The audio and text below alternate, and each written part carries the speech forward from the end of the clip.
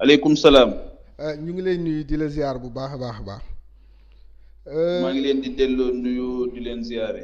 Pape Djibril dañu bëggoon la interpeller ci ay points rek benn bi ci njëkk mooy en début de semaine dañu gis ni y a eu des jeunes yu génn défier un peu l'autorité pour demander ñu dindi wala ñu pousse le couvre-feu et l'état d'urgence. yow nan nga gisee le comportement de ces jeunes là. waaw xam nga loolu yëpp dafay entrer en compte dafay dugg ci crise bi xam nga crise moom pour nga régler ko il faut en analyser les causes profondes il faut pas avoir cette paresse intellectuelle bi nga xamante ni moom moo ñuy génnee ci ñu analyser les causes profondes de cette crise là beneen bi mooy il faut aussi nga comprendre que ne attaquer les symptômes du tax nga régler ko définitivement donc il faut aller au-delà. Comment est-ce qu'on en est arrivé là? Est-ce que c'est pas l'aboutissement d'un processus? Maintenant, à chaque fois que ñu constater un dérèglement sur le plan social parce que man loolu dérèglement laa koy tuddee wala dysfonctionnement da ngay xam ne c'est une responsabilité aussi sociale que nous avons. Responsabilité sociale bu ñu ko waxee tam mooy responsabilité partagée. Responsabilité partagée bu ñu ko waxee mooy responsabilité boo xamante ni c'est à tous les niveaux de la société. L'institution de base d'abord les parents mais surtout l'autorité centrale tamit. Donc te loolu yi kenn ku ci nekk am nga ci responsabilité maintenant xale yooyu lan moo leen yëkkati ak ñan ñoo jóg donc loolu aussi c'est bien que ñu interroger wu ci voilà pour mën ko comprendre. Donc explication yu bari mën na cee am waaye li nga xamante ni dinañ ci taxaw aussi def ko mooy dañuy condamner la violence sous toutes ses formes. On la condamne la violence sous toutes ses formes. Effectivement. Mais la violence elle n'est pas que physique. waaw dafa am ci violence boo xamante ni aussi c'est à un autre niveau te loolu mooy souvent ci sunu réew yi mooy absence d'interlocuteur. xam nga bu fekkee ni nit ñi da nga def dara pour ñoom ñuy interroger wu sur la pertinence ci li nga def pour ñoom mais dafay laaj nag nga ñëw taxaw expliquer leen lu tax nga def lii. ok waaw donc loolu moo tax au même moment. nga gis ko Dakar yow gis nga ko Tamba gis nga ko Tivaouane gis nga ko Touba gis nga ko un peu partout au Sénégal des actions yoo xamante dafa am ci de façon spontanée loo xamante ni mën nañu wax ne ci la am mais donc loolu su boobaa ñu taxaw nii rek ne incivisme la indiscipline la pour man c'est trop facile c'est trop simpliste et ce ne rien comprendre par rapport à quelque chose qui s'est passé mënuloo wax nit ñi ne leen du ngeen liggéey amu leen activité pendant 90 jours da ngeen di taxaw du ngeen def dara alors que la plupart de ces activités là c'était mooy activité informelle bi nga xamante ni doon na am mais su boobaa ñooñu il faut que nga wax ak ñoom il faut que mais absence d'interlocuteur bi pour man moo indi lii yëpp bokk na ci li nga xamante ni moom moo indi lii beneen bi mooy ñàkk gee xam mbir mi dal ci sunu kaw kañ lay jeex ñàkk gee xam aussi pour man mën na tax nit ñi interroger wu waaw mën na tax nit ñi interroger wu donc dañu am souvent loo xamante ni crise daf koy feeñal mooy la crise dafa am une particularité boo xamante ni dafay révéler ay problèmes yoo xamante ni dañ ko doon remettre au lendemain on n'avait jamais voulu régler ça définitivement léegi nag dafay ñëw mettre la lumière sur ça exacerber ko et situation bi taxaw tey pour man au-delà de ce qu'on appelle indiscipline au-delà de ce qu'on appelle incivisme parce que boo constater indiscipline constater incivisme c'est quelque part quelqu'un qui n'a pas fait son travail. Effectivement. Il y a quelque part quelqu'un qui n'a pas fait son travail loolu moo tax à chaque fois may wax ne nañu bàyyi di xalaat ne xale yi ndaw ñi liggéey rek moom mooy seen soxla ndaw ñi c'est vrai am na ndaw yoo xamante ne am nañ liggéey yow am nga liggéey man am naa liggéey mais am na leneen lu ñu soxla ndaw ñi du liggéey rek dafa am une ambition matérielle am une ambition immatérielle et malheureusement souvent cette ambition immatérielle est reléguée au second plan par les autorités aussi bien par les autorités centrales les autorités étatiques mais aussi par les parents mooy li Mariama ba doon wax ne le rêve d'une ascension fulgurante pousse les parents à donner beaucoup plus de savoir que d'éducation à leurs enfants beaucoup plus de savoir que d'éducation donc loolu aussi dafay nekk beneen explication et leneen li nga xamante ni moom laa bëgg a daaneel ci loolu mooy une société il faut la penser aujourd'hui les anthropologues les sociologues les psychologues mais ñoom dañu am liggéey bu mag a mag la ñu am aujourd'hui une société on la pense il faut la penser une société il faut se mettre dans la projection dans la prospective te loolu souvent dafay des ci li nga xamante ni man en tout cas à l'observation dañuy jàpp ne il y a des choses quand même qui méritent ñu def ci ay taxaw seetlu yu am solo mais taxaw seetlu buñ ci am dafa mel ni bii nguur gi dégg na bu baax jàmbatu xale yooyu leen parce que dañu xëy suba ñu indi un peu de réaménagement ci couvre-feu bi am un peu d'assouplissement quoi est-ce que nekkul xale yi seen kàddu la nguur gi dëgg si c'est le cas c'est dommage su fekkee ne yëngu-yëngal yooyu moom moo tax ñu xëy imposer wu parce que pour man gouverner c'est prévoir quand on gouverner un pays et gérer un pays c'est différent. Quand on gère, on est dans le quotidien, on gère le quotidien. Et quand on gère le quotidien, malheureusement, c'est-à-dire qu'on laisse un avenir chaotique aux générations futures. On ne gère pas, c'est-à-dire qu'on est dans la gouvernance. La gouvernance, c'est la prévision. On désamorce les crises, on désamorce les tensions. Mais du fait que da ngay caagine parce que tu as le renseignement, tu sais tâter le pouls.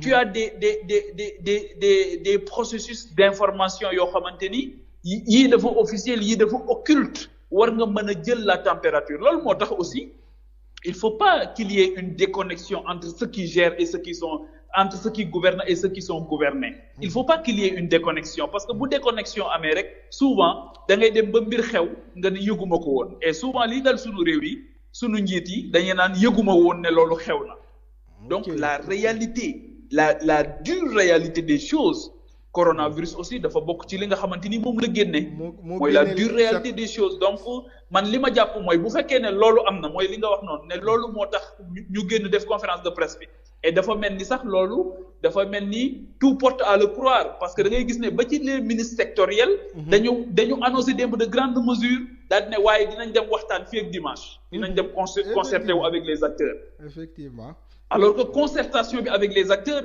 moo war a jiitu parce que imaginez ñu dem waxtaan jubawuñu. dina xaw a doy waar. imaginez ñu dem waxtaan jubawuñu. dina xaw a doy waar ça va dire yow tu annonces des montants mais explique montants yooyu déjà bala ngay annoncer montants yi dafa war a am une étude sérieuse bu am en amont avant ngay génne montant. parce que il faut qu'il y ait une corrélation entre li nga xamante ni moom ngay génne les prévisions ak loolu. mais mënuloo dégager montant ba pare fekk ne waxtaanu ko. waxtaanoo ci kenn. c'est comme ce qui nous est arrivé avec l'aide allouée à la presse. Ouais. Avec l'aide allouée à la presse est-ce que def nañ ay études sérieuses par exemple xam Sénégal 7 ñaata nit ñoo fay liggéey xam ñaata emploi direct lañ am ñaata emploi indirect lañ am. xam ñaata investissement lañ am mesurer jéem a sax simuler l'impact bi nga xamante ni am nañ ko par exemple en ce temps de coronavirus. de pandémie. def ko feneen nga xamante ni c'est sur la base de ces statistiques parce que les statistiques ce sont les outils d'aide à la décision. Il faut avoir les bons chiffres pour prendre les bonnes décisions. C'est ça. Maintenant, li arrivé sunu réew aussi malheureusement il faut le souligner peut-être que c'est une digression mais mooy il faut que ñu arrêter aussi ku ci gis sa bopp kenn du la dégg boo ci gisul sa bopp di coow loolu aussi il faut que ñu arrêter ko.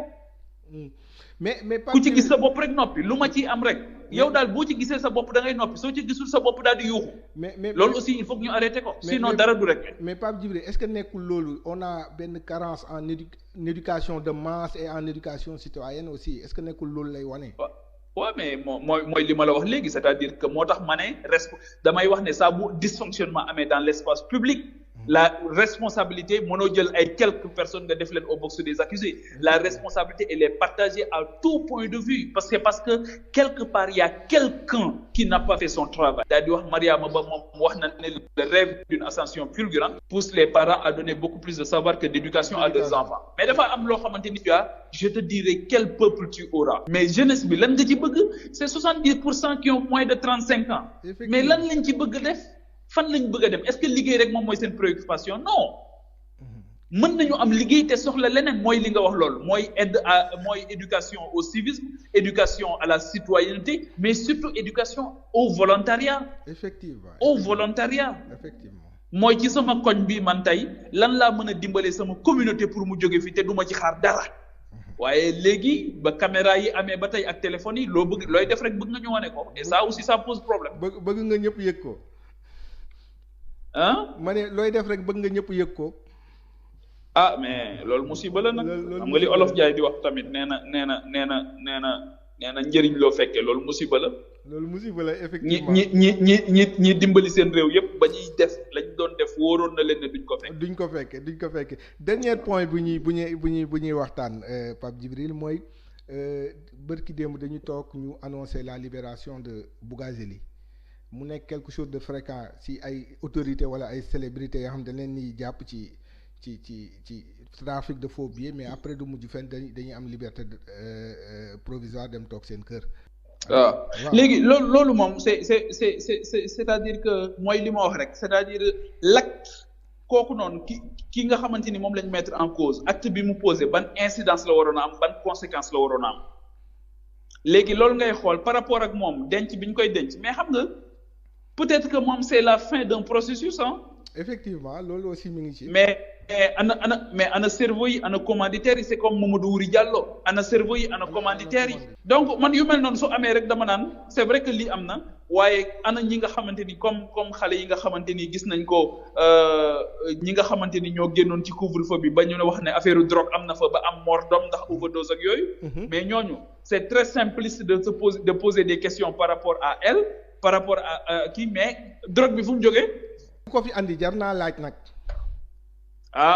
loolu mooy les grandes questions de. maintenant suñ nee ma Bougazelli génn na ma ne leen mais Mamadou Wuri Diallo génnoon na te mujjul fenn. mais aussi dafa nekk la nga xam dafa ñëw ci période yoo nga xamante ni dañuy tàmm di wax au Sénégal une justice à deux vitesses loolu aussi day xaw a tey xel tuuti chaque fois rek am na ñoo xam ne bu ñu defee infraction bu ndaw dañuy yàgg kaso am na ñoo xam ne bu ñu defee infraction lu mu rëy bu ñu demee dañuy dem nuyoo génnaat. mais xam nga mon cher man foofu du ma ci sori xam nga tous les grands rapports du monde sont basés sur la perception elle est fondamentale elle est importante. yow perception bi nga am ni doy na sëkk réponse par rapport ak question bi nga may poser. mais aussi c'est vrai que doy na réponse. on est dans une société boo xamante c'est am na nit ñaa ngi koy joytu tout le temps est-ce que du am après beneen répercussion wala beneen ñeneen ñu gis seen bopp ba génn ni xale yi génn woon. mooy li ma la wax rek nañu moytu parce que le désespoir est mobilisateur. ok benn borom xam-xam moo ko wax le désespoir est mobilisateur. le désœuvrement baaxul désespoir baaxul. regarde ce qui se passe autour de toi comme man je regarde ce qui se passe autour de moi. effectivement li nit ñi li leen téye heureusement ba ñu nekk ci dëkk boo xamante nit ñi ñoo ngi nabi ci seen diine. waaye ku ci amul ngëm doo ko fekkee de. loolu am na. Pape Djibril ñu ngi lay sant di la gërëm bu baax a baax. cheetetetet mais yow sawaay yow fu ñu la fekk yaa ngi ci kanamu ordinateur bi wala sa kanamu tablette ba sa téléphone portable lu xew mais damay lire ay information waaw xoolal boo bëgg am ay information yu leer nañ et en temps réel duggal ci www.senegal7.com ay information yu wóor man de maa ngi application Sénégal 7 lépp lu xew dama koy jot ci sama téléphone ci tàng bi te nag application Sénégal 7 am ko yomb na da ngay dugg ci Play Store wala Apple Store nga télécharger ko rek xam li xew ci réew mi ak la xew ci bitim réew te nag dara du la ci umpu. Vous voulez des informations en temps réel? Cliquez sur www.senegal7.com. Sénégal 7, le roi de l'information en temps réel.